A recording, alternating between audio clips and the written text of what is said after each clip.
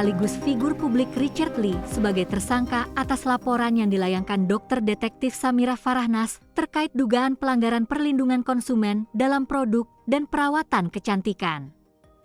Penetapan status hukum tersebut dilakukan setelah penyidik Polda Metro Jaya melakukan serangkaian pemeriksaan dan pendalaman perkara. Kasubdit Penmas Polda Metro Jaya Kombes Pol Reonald Simanjuntak menjelaskan, penetapan tersangka terhadap Richard Lee dilakukan pada 15 Desember 2025. Kami sampaikan penetapan tersangka itu dilakukan pada 15 Desember 2025 terhadap saudara RL, kata Reonald di Jakarta, Senin. Perkara ini berawal dari laporan yang diajukan Dokter Detektif Samira Farahnas pada 2 Desember 2024.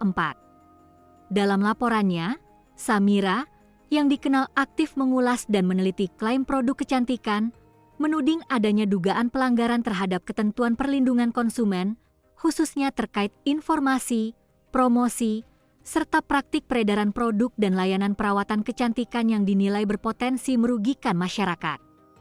Penyidik menilai terdapat cukup bukti untuk menaikkan status Richard Lee dari saksi menjadi tersangka.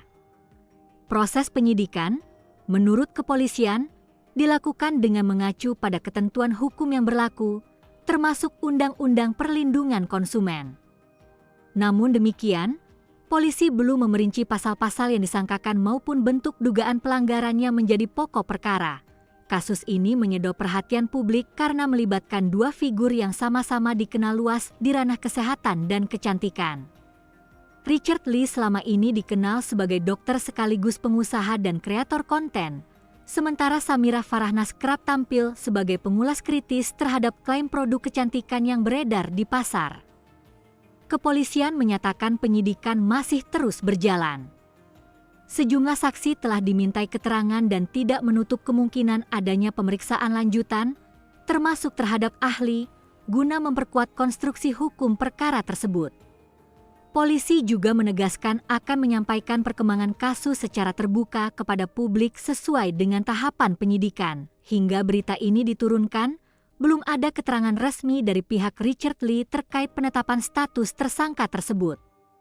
Kepolisian menegaskan asas praduga tak bersalah tetap dikedepankan sampai adanya putusan pengadilan yang berkekuatan hukum tetap.